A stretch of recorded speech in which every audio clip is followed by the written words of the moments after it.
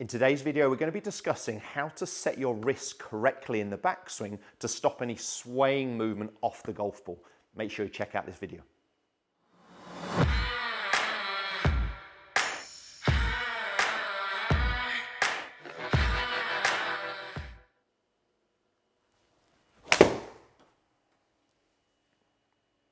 So I'm happy with the contact, happy with the strike, very happy with the distance and the direction.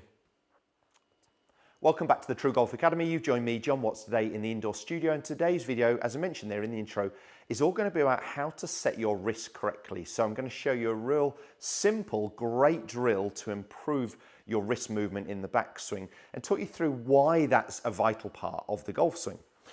If you're new to my channel, you haven't already, I'd love you guys to subscribe. If you hit the little bell icon, it just notifies you every time a new video goes live. And also the social media info for me is just coming along the bottom of the screen right here. So I'm going to demonstrate today's video with an iron, but this is still relevant when we're talking about using a driver as well. And this was actually inspired by a lesson I was giving the other day. And the fault that the chap had was trying to create a lot of width. He didn't really set the wrists, and what we saw was too much of a lateral movement off the golf ball with his upper body. And because of this, the lead shoulder worked a little bit high and he under-rotated. So at the top of his golf swing, he was only at around 70 degrees of shoulder turn. Whereas we worked out by doing some of the drills and exercises, he was physically able to make the 90, so he was giving up on some potential speed. So in trying to create a lot of width, the wrists hadn't really set. The lead shoulder worked high, almost in front of his chin, and that just caused a little loss of posture and really under rotation of the upper body, so a lack of speed and power. So what we worked on was trying to get the sensation that the wrists started to cock up a little bit sooner, and the lead shoulder was moving a little bit more down. Now you'll see they work together. So as my wrists start to cock up, my lead shoulder is starting to work down. If I focused on the lead shoulder moving down, hopefully you'll see my wrists starting to cock up. So yes, we do want some width in the golf swing. But I do like there to have been a 90-degree angle between the lead arm and the club shaft by the time we get to the top of the golf swing. There are golfers who do it more in the transition movement. It's just there's more going on at that stage of the golf swing. So my personal preference, there's no wrong or right there, would be to get it over and done with a little bit earlier in the backswing. And when we're talking about width, I'm just talking about maintaining this lead arm position here. So the stretch from my lead shoulder to lead arm, that I'm not going this way, obviously with my elbow starting to fold. But I do want, although the lead arm is straight, the trail arm to fold here in the backswing. So what I got him working, I'm going to jump straight into the drill actually. I got him standing using the wall behind. So I'm going to be around 3 foot, and you play around with it depending on the club that you've got. Just over 3 foot to the outside edge of my trail foot here for a 6-iron that I've got in my hand. But as I said, play around with the angle, and what we were trying to feel was that he didn't get the club into the wall, that he tried to actually get the club to cock up a little bit sooner in the golf swing. And the sensation there was the wrist starting to cock up and the lead shoulder starting to work down. And you can see my club is missing the wall rather than this way where I'm ploughing the club into the wall. Just a little safety thing at home, hold the club the wrong way around so you don't end up hitting the club head into the wall. If it's an inside wall, you may even want to put a sock or something over the club just so you don't mark the wall itself if you do hit it. But just try and get that feeling of cocking the wrists up and the lead shoulder working down rather than ploughing the club into the wall. So it's this sensation in the backswing. Now, just a little word of warning on the wrist angle here. So although I want the wrists to start to cock up, and the wrists can do a couple of things. They can cock up, cock down, hinge right, hinge left. We want the wrist to start to cock up in the backswing, but I want to try and get still a relatively flat lead wrist. So what I wouldn't want to see is the wrist cocking up, but the knuckles having worked forwards ahead of my forearm. Because if that happens, the club face gets very open. So when we cock our wrists up, we're still just trying to keep that lead wrist in a very neutral position, matching my lead arm, rather than working this way into a cut position where my knuckles have started to work ahead.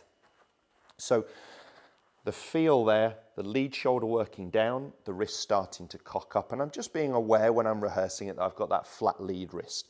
And that's the sensation. So let's complete the backswing.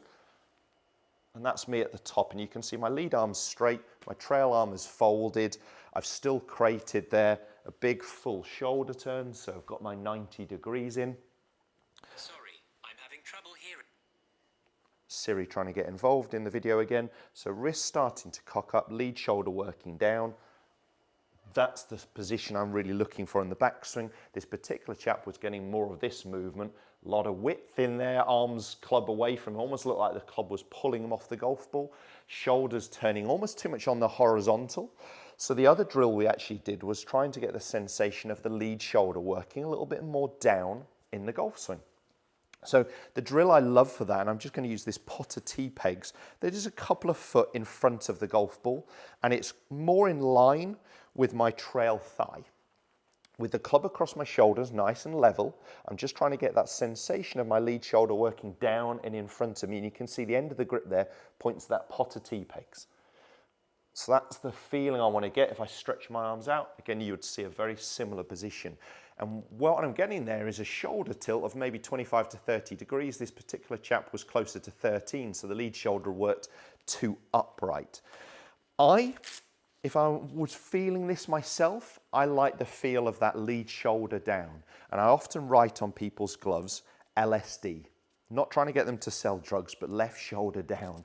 So lead shoulder down, left shoulder down. Obviously, if you're a right-hander, left-hander, you're going to do the opposite. You're going to write RSD. So lead shoulder down, left shoulder down. Working this way in the backswing is the sensation that we're trying to get. And you can see there, that is allowing my wrist to start to cock up.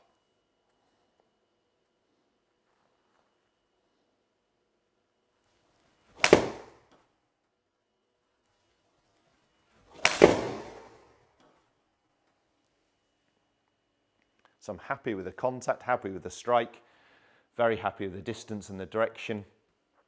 Take that all day long for my 6-iron. That strike felt great to me. For me, this is a doable thought on the course. It's how you take it there. Whether your focus is on the wrist, whether you focus on the lead shoulder, you perhaps don't need both. It may just be do the drills, do the exercises, see what the feel is for you, and take that feel to the golf course. Let's hit one more. So lead shoulders working down in front of me, and as you can see, as that's starting to happen, my wrists are starting to cock up. I'm just aware that when I'm rehearsing, I've got that flat, neutral lead wrist.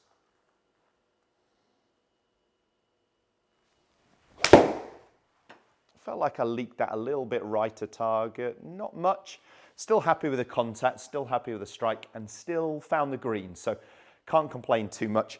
But the sensation there you'll have seen, or the sensation for me was the lead shoulder down, and what you'll have seen that achieved is allowing those wrists to start to cock up correctly in the backswing. So do the wall exercise, the wall drill's great. Do the club across shoulders exercise, trying to get that sensation of the lead shoulder working down, and take it to the course on what makes the most sense to you. Whatever that feel is how you could use it when you're out on there playing. If this video is of help to you, please hit the thumbs up, share it with as many golfers as you can. As I said at the start, if you haven't already, please do subscribe. Cheers guys, we'll see you soon.